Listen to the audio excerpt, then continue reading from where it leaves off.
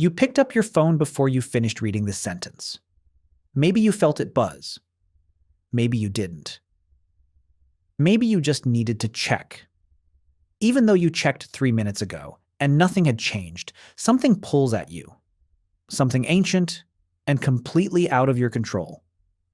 The engineers who built your phone knew exactly what that feeling was. They didn't create it. They found it, buried inside your brain, and aimed it directly at you. This is not a story about technology. It is a story about what your brain is actually built to want. Your brain is not a thinking machine. It is a survival machine that learned to think. For most of human history, the most important skill your ancestors had was not intelligence, it was detection, the ability to notice when something changed. A sound in the brush, a shadow at the edge of the clearing. Miss that signal and you die. Notice it and you live. Neuroscientist Kent Berridge at the University of Michigan found something that flipped everything scientists thought they knew.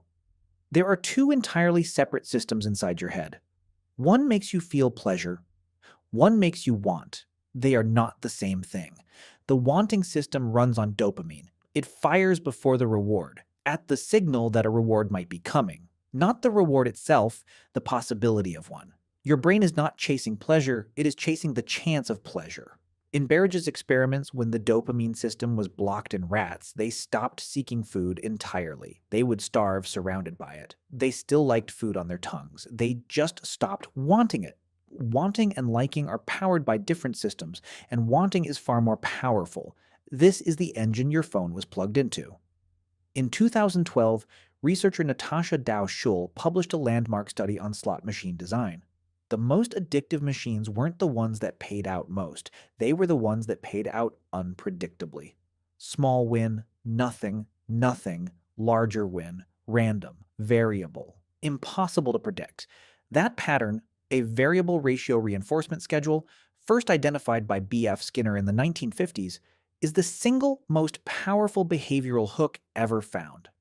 The unpredictable reward never lets the wanting system rest. There is always a chance. The next pull might be the one. Now look at your phone. Every time you open an app, you pull a lever. Sometimes there is a message, sometimes a like, sometimes nothing. You never know until you look. So you look. Then again, 3 minutes later. Your dopamine system is not broken. It is doing exactly what it evolved to do. Scanning for signals, detecting change. For 40,000 years, a shift in the environment was worth knowing about. Your brain does not know the difference between a rustle in tall grass and a notification. It responds to both the same way. Look, check, see what changed. Designer Asa Raskin, who invented infinite scroll, estimates it costs humanity 200,000 hours of attention per day. He built it in an hour. He didn't intend it as a trap, but it removed the natural stopping point. The moment your brain could ask, do I actually want more? Infinite scroll erased that pause. The lever never stops. The wanting never rests. Pleasure is satiating. You eat enough, you stop being hungry. Wanting doesn't work that way. The dopamine system is never satisfied by the reward, only by the anticipation. Once the reward arrives, it is already hunting the next signal. This is why you scroll for 45 minutes and feel emptier than before. Psychologist Jean Twenge tracked generational data on phones and mental health for over a decade. Spikes in anxiety and loneliness aligned almost perfectly with smartphone adoption, because phones colonized the circuits your brain uses to manage social belonging and replaced real connection with a simulation. Likes instead of touch. Follows instead of presence. Your wanting system cannot tell the difference.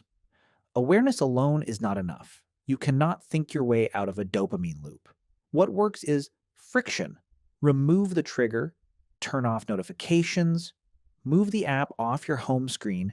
You are not fighting your instincts. You are removing the signal that starts the cycle. No signal. No cycle. The ancient reflex that kept your ancestors alive, constantly scanning, never letting the environment go unmonitored, is still running in your head right now. It never learned the horizon is a screen. Tonight, when you reach for your phone without knowing why, you will know what is actually happening. It is not weakness. It is 40,000 years of survival code with no update. The brush is still. Nothing is out there, but your brain already picked up your phone to check.